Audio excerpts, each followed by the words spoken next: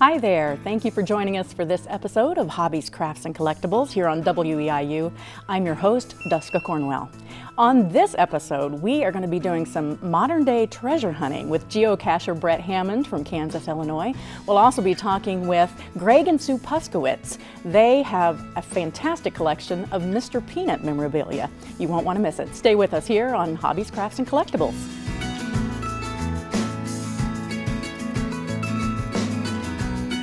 I am so glad to be able to welcome Brett Hammond from Kansas, Illinois to our set today. Brett, thank you for joining us. Great to be here. I am excited about this. Geocaching is not something I really know a lot about, I'll admit, but I guess that's the way I want to start. What is geocaching? I think geocaching is best described as a high-tech treasure hunt. It builds on that ancient desire we all have to find something that's hidden. It's the reason why we open Christmas presents, the reason why we love birthdays, so we can get something out of a box that we've never seen before.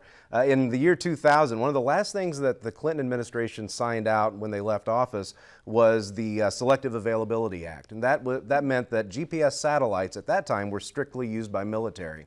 And civilians had a downgraded version of GPS, which allowed for about 300 foot of accuracy. But on May 2nd, 2000, that selective availability was removed, and instantly everybody got a GPS upgrade to about 30 foot of accuracy. On May 3rd, a guy in Oregon named Dave Ulmer went out in the woods and hit a bucket, and he put inside the bucket, he put a logbook, he put a slingshot, he put a video, a DVD, and a can of beans. And he hid it in the woods and posted the coordinates on the internet and said, go find it, because he wanted to see just how accurate GPSs really were. And the very next day, someone found it. And by the end of that month, there were thousands of geocaches hidden all over the United States. Wow. And today, there's millions of them all over the world, with millions of people playing the game. That's amazing. So what got you interested in it?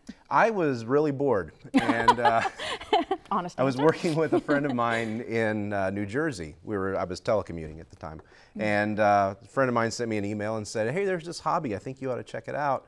And I looked at it. I took one look at it, and I saw that you had to have a GPS, which I didn't have, and that it was just about boxes hidden out in the woods, and you'd have to hike out in the woods and go find these boxes. And I was a very busy person, and I said, this sounds like the most boring thing I've ever heard of. And then I started looking closer, and you could plug in you go to the website, geocaching.com, you can plug in your zip code, and I saw there were geocaches hidden maybe 10 miles, 20 miles away from me. And I started getting interested. And so 2 weeks later, I had my first GPS in hand, and my daughter and I went out, and we found our very first one. It was very exciting. We really enjoyed it. So this is kind of a family thing. It is. You know, the great thing is kids get to play the game, parents. A lot of grandparents are involved. A lot of grandparents, are really into the gadgets and the toys and stuff like that. And I do a lot of seminars and programs with geocaching.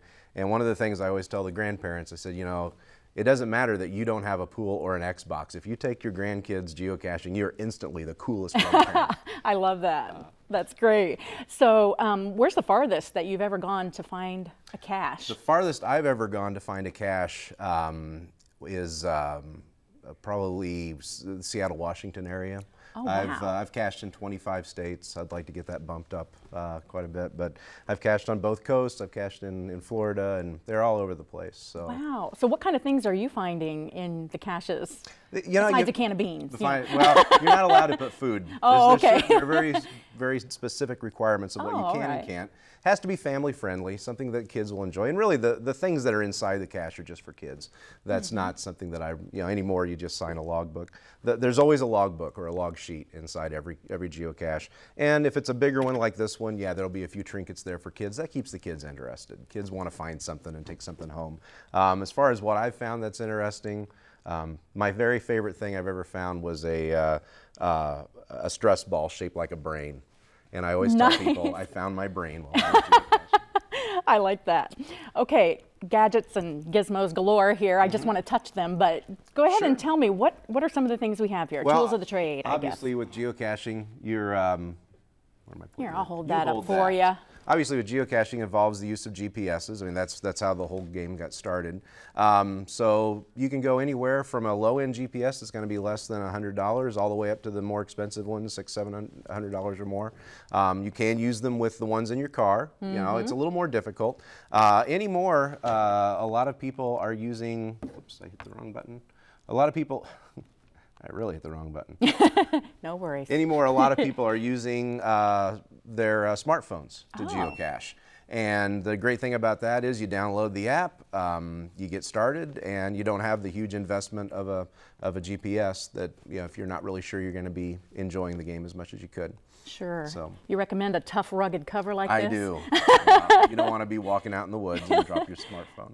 I was at a state park a while back, and my son and I were walking through the woods on this trail, and we saw a knot in a tree, like a hole in the tree, with just something showing. We got real curious and went over and picked it out, and it was a plastic bag, and it had little notes in it and things like, you know, we were like, oh, what did we, you know, at the time I just wasn't really aware of geocaching, but he got all excited. I actually toyed with the idea of checking into it for him. Kids love it, and you know, there's that aspect of the game. You know, we complain about our kids sitting in front of the TV all day, playing video games, you know, and playing with their little devices. What this does is take that love of the little devices, the electronics, and it takes it outside. Yes. And I've been to state parks that I never would have gone to before if it weren't for geocaching. I've been to other places. There are geocaches all over this area. Probably one within 5 miles of where you are right now. So now, before you'd talked about how close they can get you. Is it still like within about 30 feet of the cache? Do you have to search for it once you get there? That's the fun part, because when once you get within the area, people say, well, what's the point if the GPS is going to get me there? But geocachers are devious, evil people. And so once you get to within about 60 to 30 feet, you've got to put the device down and start looking on your own. And it might be a hollowed out log that someone has hidden one of these containers in. So you're out looking for a box, and in actuality it's a log. It might be that it's disguised as something else. One of my favorite ones was a 5-gallon bucket that someone had sprayed that great stuff foam all over the outside of it, and then carved it to look like a log and painted it and stuck leaves on top of it. And that thing had been in the woods for 5 years and still looked great. And people walk by it all the time where it's hidden. You know, it's in a park in Indiana. People walk by it all the time, think it's just a log or think it's just a stump, and they pay no attention to it. Wow. But because I was in on it, because I knew about the game, Sure. I needed to turn it over and find the container inside. Gotcha. Now, are you out hiding caches as well? Yeah, I've hidden several in the area. I like puzzle caches that require a little more thought, and people seem to hate me for that. So. My puzzle caches. So it's like a scavenger hunt? You give them clues? There are a lot of different types. There's a traditional cache, which is simply a box in the woods. Okay, and that's something like this. Yeah, this is an Army ammo can, which is great if you're going to hide them deep in the woods because they are watertight, they are rugged. You don't want to hide something like this in a city park. There are a lot of them in the city parks around Charleston area and Mattoon. In something like that, you're going to hide more of a small little micro. This is it could be something that small? It could be something the size of your fingertip, actually. Those are real annoying little things. This is an Army decon container. Also magnetic key holders. Yeah. You'll find those on a lot of signs, a lot of magnetic places out in the country along the side of the road. My favorite of those is the long hike in the woods. I see. That's my favorite kind. Now, do they tell you it's something small that you're looking for if they give you? Usually you'll know if it's going to be a micro or if it's going to be a regular or even a large one. I've seen them even bigger than this. So. Wow. Yeah. The biggest one I ever found was called, it said that it was a 4x4 container in the woods. And we got out into the woods and it was a 4x4 Jeep that someone had parked out in the woods. That's clever. And, left there, and you open up the trunk and there was the container. So that's so cool. What does your wife think of this hobby? It keeps me out of trouble and it keeps me quiet. And she always knows where to find you, right? She's got a GPS, so she can. And there are days when she says, you know, you need to get out now. And it's just like somebody going out and swinging a golf club or doing their own thing. I just love the walks in the woods and the thrill of getting to find something. That is very cool. So what kind of, I know you have some videos on a popular website online, which shall remain nameless. But is that kind of a community thing? Do most geocachers end up doing blogs, posting videos? There are a lot of great blogs. I happen to have a website called Geocacher University that I run. I don't update it as often as I should, but geocacher-u.com. And it's got a lot of introductory material, a lot of tutorials on it. And it's a great place to get started. It also has a lot of things that you can download to help you geocache, little guidebooks. And then for the kids, there's a geocaching coloring book and activity book and things like that. So there are a lot of blogs. In fact, you just go online and go to Google and type in geocaching. You're going to find a ton of them. The main site is geocaching.com. That's kind of the headquarters for the game, and those are some great people. They put together a wonderful website with all the tools that you need to get started. Very easy, lots of instructional videos on the website, so it's a great place to go. And so is that where people find their the caches to look for, like the coordinates? Yeah, if they're posted on there? If you go online right now to geocaching.com, type in your local zip code, you will be amazed at the map that comes up. Chances are you walk by a geocache every day.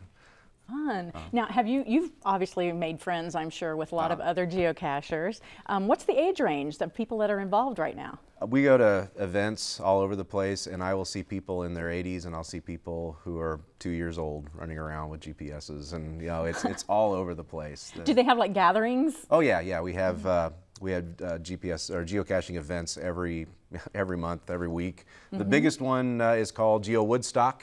And that takes place someplace in the world every year. Have you been? I've been to about 5 of them. There have been 9. I've been to about 5. And next year's is down in southern Indiana. And I bring in about 5,000 geocachers. It's the 10th anniversary of Geo Woodstock. Wow, and all over the world? All over the world. They come from everywhere, Germany, every place. Fascinating. Well, Brett, thank you so much for bringing your tools of the trade and sharing your cool hobby. Very cool.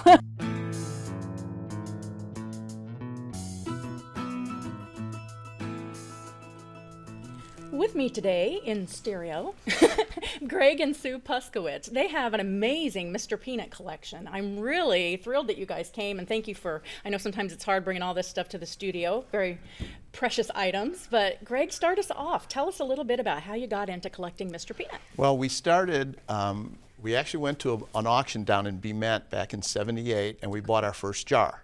And then from there it sort of snowballed. We've kept finding other Mr. Peanut items, and we went from there. And then when we were in Indianapolis at the advertising show, someone came up to us and told us about the club, a Mr. Peanut club being formed.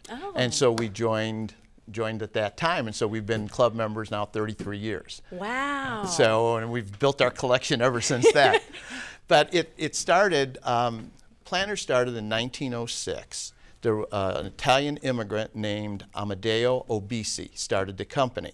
And with that it was called the Planners, and then 2 years later they changed the name to Planners Nut and Chocolate Company. And he had his brother-in-law as his vice president, and they started the company right from there in Wilkes-Barre, Pennsylvania. I see. Okay, so from his humble beginnings with a vendor cart, he grew the company, So then when they came out, they started, and this is one of the earliest tins we have. This is from 1909. Oh, wow. And it's clean and crisp. And then what they did is they shipped the peanuts to the stores in this 10-pound tin, and it was already out of the shell. So then when the retailer got it, they took the lid, dumped it into this jar, and they had these counter jars, and there's various kinds like this, but they had, again, various sizes over the years, but they put it in a jar like that. Then they took this scoop, filled it, that gave them what they called in their advertising slogan was a nickel lunch. They took that and put it in this glassine bag. And again, glassine was the earliest packaging, because that's before cellophane, before our aluminum that we have today. That was what first packaging that they had. Glassine? Glassine bags. Okay. And so then you poured it into there, and then they sold it to the customer that way. And then he paid it for his nickel lunch. I see. Now, 1909, that would have been pre-Mr. Peanut then, Pre-Mr. Peanut. When did Mr. Peanut come on the scene? Mr. Peanut came on, they had, they wanted to have some type of icon, an advertising icon. So they held a contest, and a schoolboy in Suffolk, Virginia, by the name of Antonio Gentile, showed a rudimentary Mr. Peanut, and he put legs on him and a little face, and then they gave it to a professional who added the top hat and the gloves and the monocle, you know, the spats and the cane, and then that became, and Mr. Peanut, while born in 16, his first advertising where he was used by the company was January of 1918. Okay. So then the next, and this shows another can, and this is Sol and Shell, and it shows one of the first with Mr. Peanut actually being used in the advertising in his early days. But this can, if you notice, was a little bit bigger. This is because with Sol and Shell, the peanut was still in the shell, and they sold it that way for a while. But most of them, again, came this way where they were already out of the shell. I see. What does that slogan say? Alluringly salty, like the ocean waves. I love that. Yes, absolutely. That was cute. That was really cute. Well, so this is a joint effort. This is something you do together, Yes, right? it is. Sue? Yes. We have collections on our own, but the peanut collection has been ours ever since we started. And that means, you know, we both have weaknesses for it, so neither of us stop in buying, and so that's the problem too. And well, just to continue down the line here, there are so many things to collect with Mr. Peanut. Not only the things that they were shipped in, but how they were shipped to the retail stores. You all can go into any convenience store right now, and you know, usually at the front door there's some kind of display of Mr. Peanut in little packages. Well, this is the old stuff, the way they used to display it. I see, And like this box. like that box. That's one of the first ones. That's a wooden box. It's dovetailed. It's actually a beautiful work of art. Does not have, again, it's the clean and crisp Mr. Peanut. Does not have Mr. Peanut on that box because it was prior to him being born. Wow. And the next thing is the circus box, and again, this came right after the wooden boxes. Planters developed a circus theme to appeal to the children and also to all family members. And on the circus box, you could see Mr. Peanut doing various things in a circus mode. He's getting chased by a bull and, and an alligator. Yep. And so that was just another way of shipping peanuts to a retail store or a candy store, and they would sell the packages. By then, there were packages in there, and they would sell the packages out of that. I see. I love this one. Tell me That's about one her. of our favorites, Amelia Earhart box. And this is the die cut on the inside, and this is what the top of the box looks like. Such beautiful condition. This would be the 1930s? Right. Well, actually, she died in 37, so we figured this would be sometime during the 1930s while she was popular for making her flights. And she endorsed and probably ate Planters peanuts. No, I have to ask, since you mentioned that, do you eat Planters peanuts? You don't have a peanut allergy, do you? No, no. That's good. And my favorite are the cashews. And then some of the like chocolate-covered cashews, but that's my favorite. Regular peanuts, not so much. You're but the guy, aren't you, that picks the cashews out of the mixed I am. container? Yes, absolutely. It's me too, I got to admit. Now, tell me about this. This is beautiful. Okay, that is called, when Planters, again, the early Planters they were the nut and chocolate company. So this was a chocolate mold that was used. Planters owned, they not only distributed to retailers and you know, little candy stores, but they had their own company stores. So what they would do is they would make chocolate, little Mr. Peanut chocolate figures in those chocolate molds to sell in their stores. Wow. So this is what we call a double Mr., because you can make two, a double Mr. Peanut chocolate mold.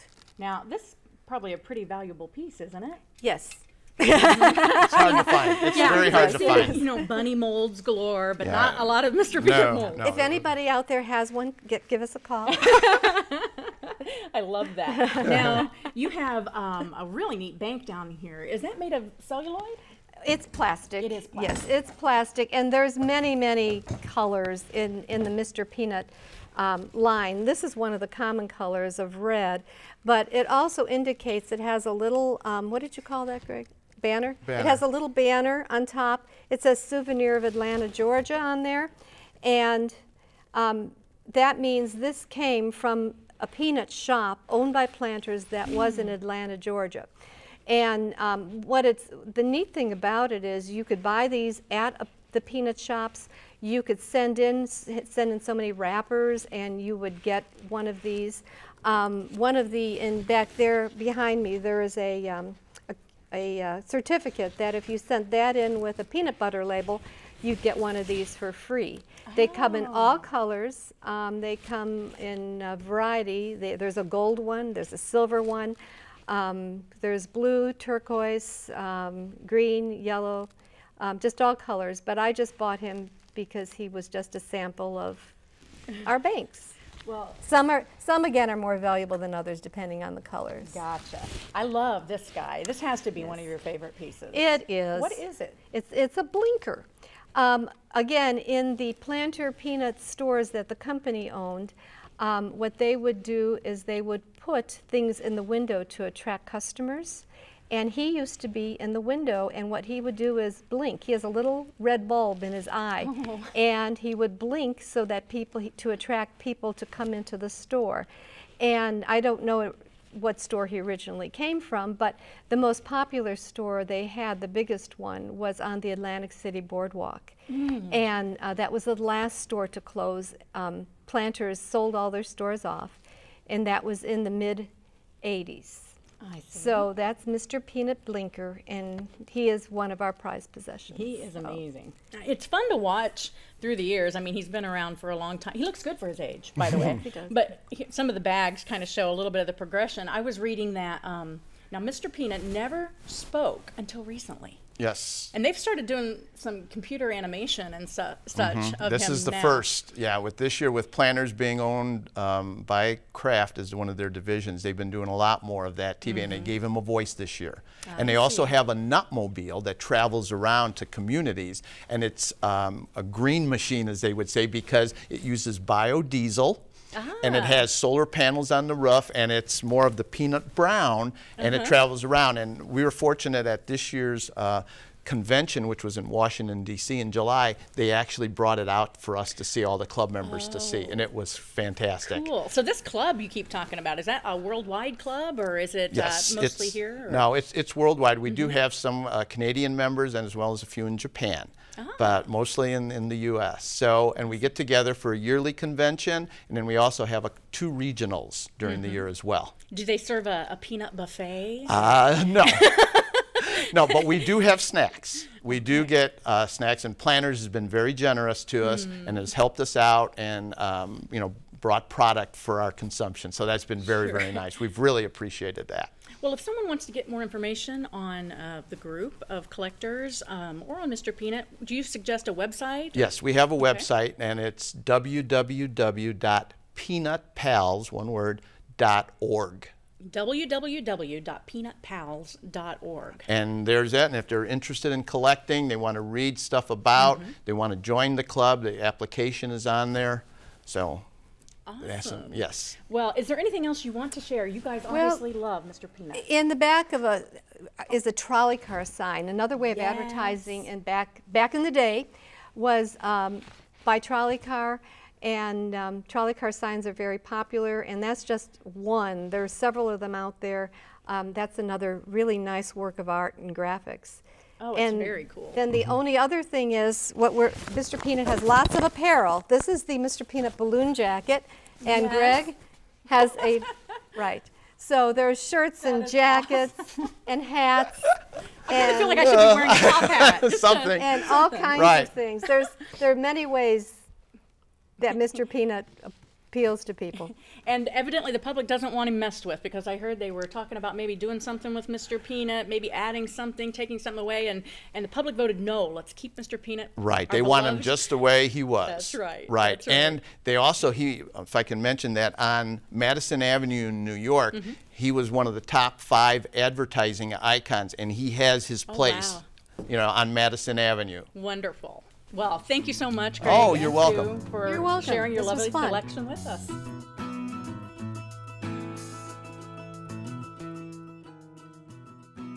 Thank you for joining us for this episode of Hobbies, Crafts, and Collectibles. If you or someone you know has a hobby, craft, or collectible, be sure and contact us at the information on your screen. And remember, if you love it, it's not junk.